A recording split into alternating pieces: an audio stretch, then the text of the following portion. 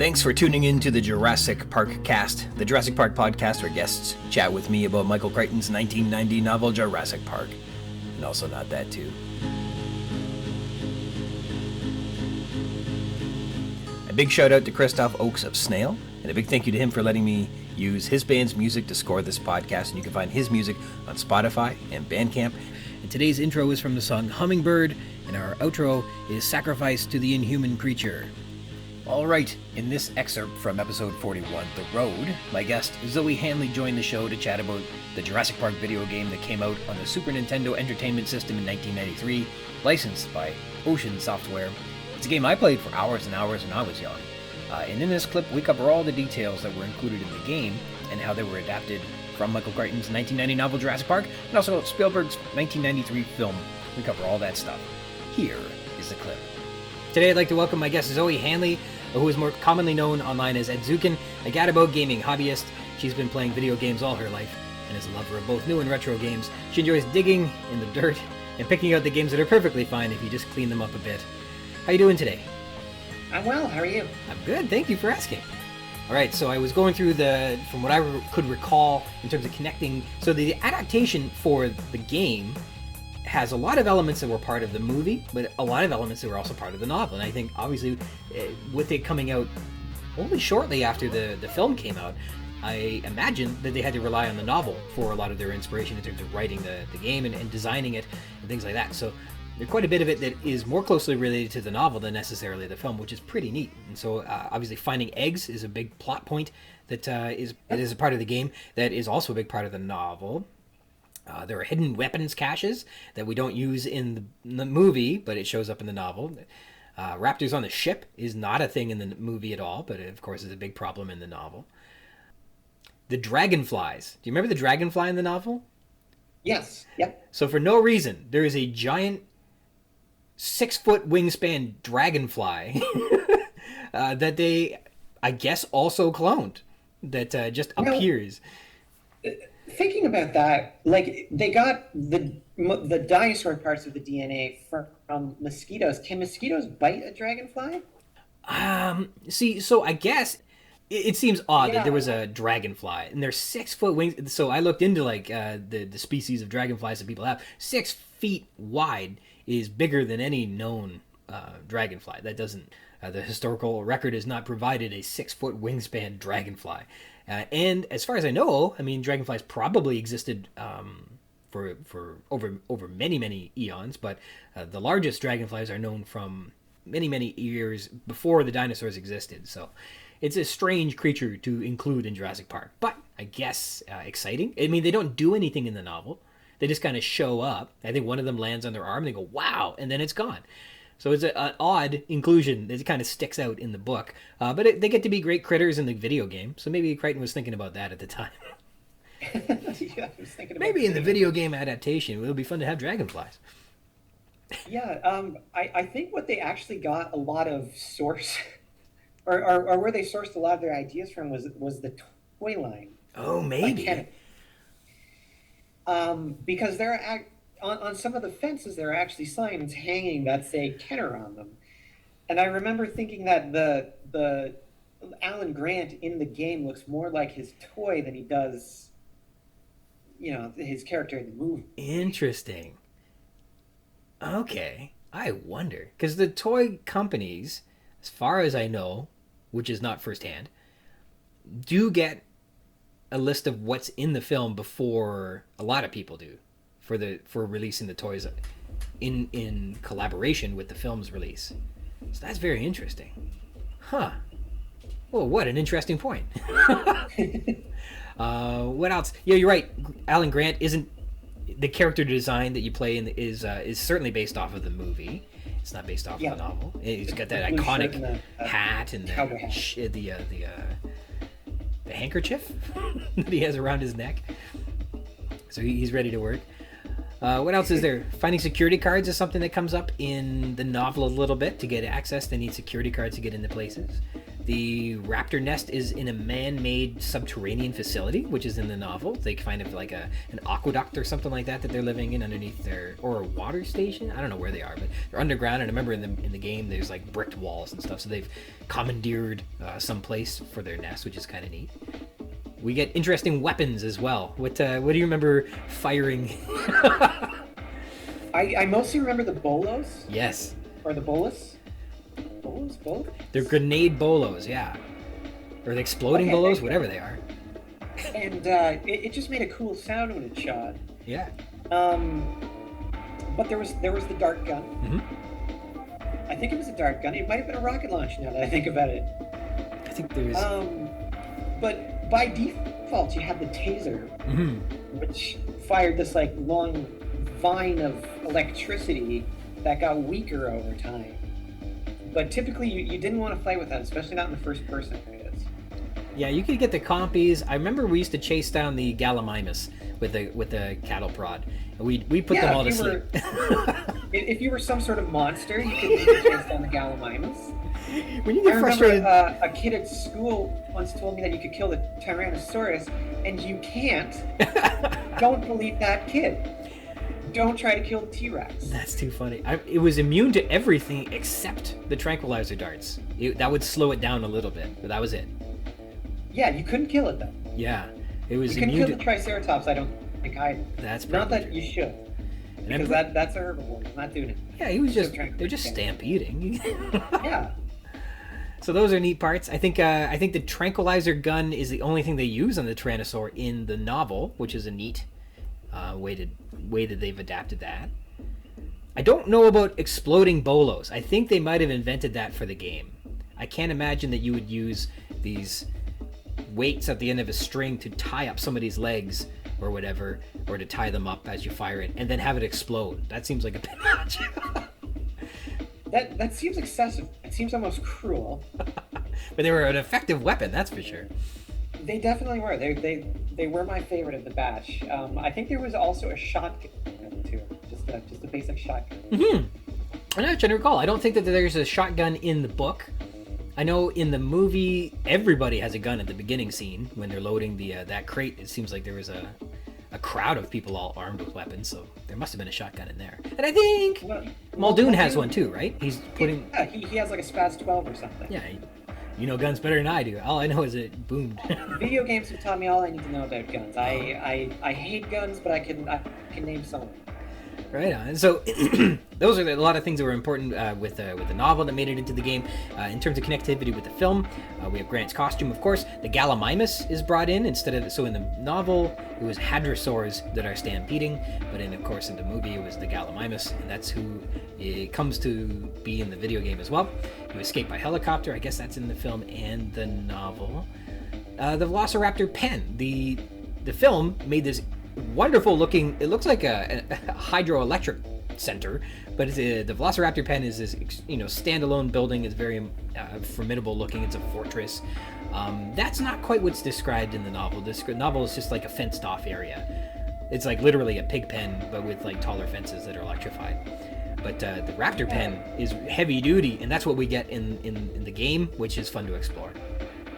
Yeah, although in the game you actually go into like even the sub base, you go into it, and there's I think it's supposed to be an observation area, but since they couldn't do like transparent windows or anything like that, they're just like painted on the wall. Mm-hmm. But like Jurassic World Evolution, I think made the Raptor pen just the hatchery, and they were supposed to be able to be released from the hatchery into like a larger, more like the Tyrannosaurus paddock, mm-hmm. or just an electrified fenced-in area. But they found that the Velociraptors were too volatile, too smart to release into one of those pens. Mm-hmm. I don't know how much of that is headcanon, though. Well, the Raptors are so different from the movie and the novel that it's really easy to get them confused with things going on. In the book, obviously there's like almost 40 raptors, but 8 of them have been sequestered for being man killers. And so those are the ones that I guess they knowingly have bred and have contained into the raptor pen in the novel.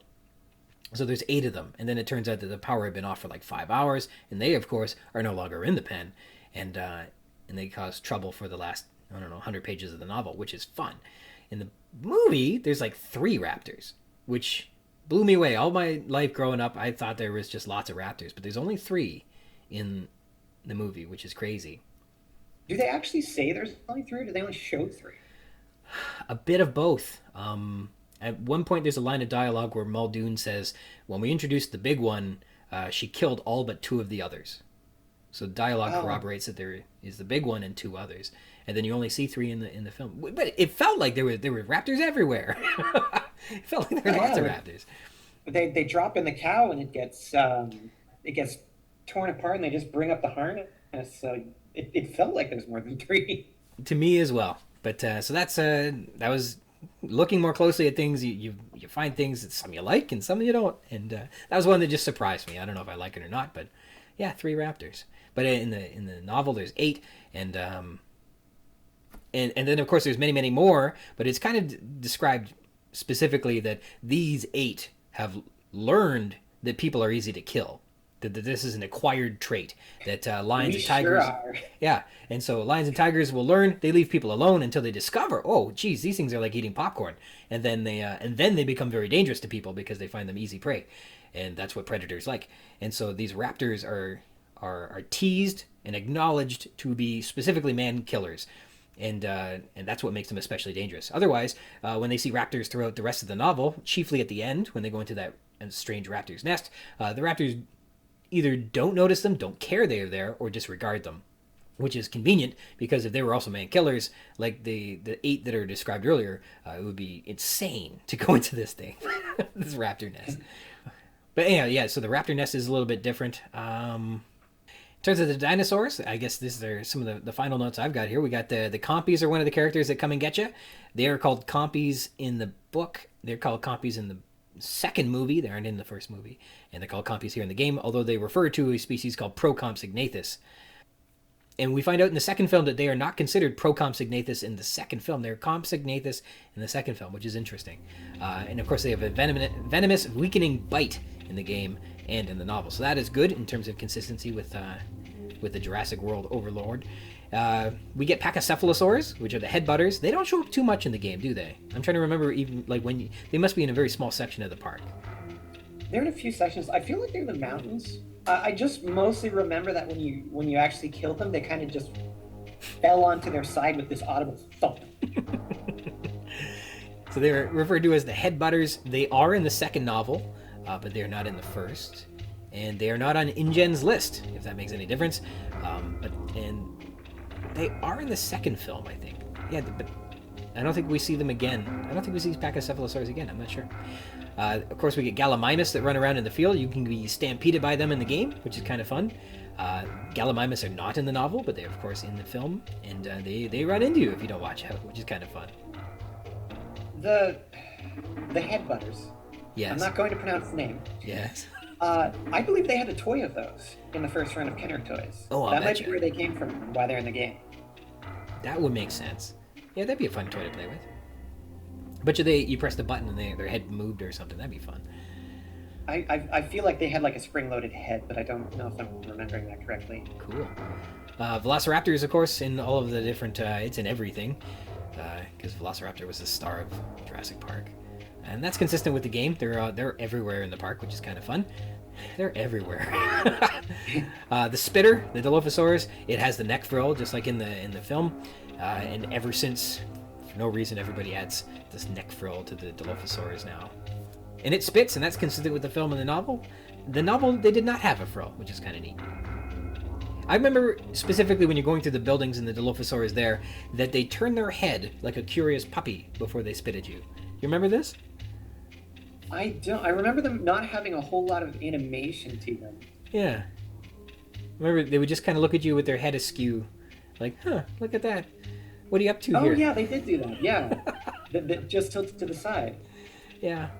And then the Tyrannosaur was, of course, unstoppable in the game and could only be slowed by tranquilizers, which is consistent with the novel. The only thing that stops it in the book is they shoot it with a huge canister. I think they call it like a gallon of of the tranquilizer dose. I think they call it Moro. I don't know. They give a different number. They fire like a whole jug of this solution into it twice. I think they hit it twice. When I was doing the math on like the distance that the Muldoon is away from the Tyrannosaur when he shoots it, he's like 2 body lengths of the Tyrannosaur away, which is close. And he's worried about hitting this thing or not with a bottle the size of like a jug of milk. So yeah, firing a big gulp at him. Yeah, and he had to use a rocket launcher. He must have had a custom weapon to fire something that big. I can't imagine you'd need that for anything else. But anyhow, yeah, that was the only way they could stop the Tyrannosaur. And even then, I think it takes 30 minutes or so for it to become tranquilized after that. But then that stops them, and they don't have to worry about Tyrannosaurus anymore. But it was written to be immune to all other weaponry, which is kind of cool. It's sort of like Godzilla. Yeah, the Tyrannosaurus only came up in like a couple of spots in the game. Yeah. So, and if you knew to avoid those spots, you were good. There must have been an egg that you had to be baited into where they were to go pick something up, a retrievable, and then as you were getting that, it would lunge out at you and then chase you for some distance. That must have been the only reason you would be there. But yeah, you're right. It was like in extreme corners of the park. And then I think didn't it just like walk backwards? It like moonwalked back after you got away from it. Yeah, it would charge at you. It would not turn. So if you just got out of its, from in front of it, mm-hmm. It couldn't get you. But it's still, if you weren't expecting it to be there, it was an instant kill, which is never fun. Mm-hmm. Other than that, I like the fun balance of what was in the game, what was in how it matches nicely with what was in the novel, what was in the film. It's a neat conglomeration of all these neat ideas. It's fun to explore the world. It's a neat spot to be. The atmosphere is really great. There's lots of dinosaurs in it. It was fun to play, if not cumbersome when you're on mission to get all of the detail. It's a little bit much. Yeah, well, I mean, I think the team had a good time with it just from the small touches that they put in. You can see that there was some love that went into the final product. Like, the computer screens, when you went up to them, it would actually zoom in on the screen and you'd have a hand that would go across, and I'm gesturing here, but you can't see that. But you would press the buttons to key things in. But it buried in all the computers, there was just like this fractal creation thing. You could choose the fractals that were going on in the background, and that was an interesting touch. Like, somebody obviously was having fun with programming, and they're just like, how can I incorporate this into the game? Yeah. So rather than just being like a licensed cash grab, it seems like some people on the team actually had some love for the product. Mm-hmm. I know that there's kind of an explanation in the manual that describes what chaos theory is, kind of, and it's not a verbatim recollection from the novel, certainly not from the film. So somebody took the time to wrap their head around it and put it in there. And so the fractals are in there, but they're not in the movie. A lot of the explanation on how everything is put together, scientifically speaking, is really, really quickly summarized with Mr. DNA in the film. And Mr. DNA appears also in the game when you when you leave the control, if you're away from keyboard for long enough, Mr. DNA pops up and tells you little details about the dinosaurs and things like that. So he shows up too. So there's another a neat connection of the fractals that are in the different chapters of the novel, but also Mr. DNA from the movie. Yeah, it was an interesting touch, and somebody obviously really loved the subject matter in order to put these things in, because these things take a lot of work. They're not just throwaway things that they add in because they can. So it's nice to play a licensed game, and even though it didn't turn out perfectly, you can tell that there were some people on the team that were passionate about the product. Mm-hmm. I think that is probably the best takeaway that we can make, is that you're right. It wasn't just somebody grinding away doing their job. Like, somebody cared a lot about adapting a lot of really interesting details, both from the book and the movie, putting them together in a cohesive format that was enjoyable, that was immersive, but was also challenging. I mean, it did all these different things, and you're right. That only happens when somebody really cares about what they're doing. Yeah, I mean, they didn't really stick very hard to the plot because they, I can't imagine playing a game where Alan Grant is babysitting two kids throughout the entire thing, but they definitely worked with what they could, and they obviously had a lot of passion for it. For sure. All right, a big thank you to you for tuning in. If you're interested in more of the podcast, you can find it wherever podcasts are, and just look for Jurassic Park-Cast, include those hyphens, or Jurassic Park Podcast. That might work too. And if you like the videos, you can like and subscribe and receive notifications when a new one is available. There's a lot more to come. Until next time.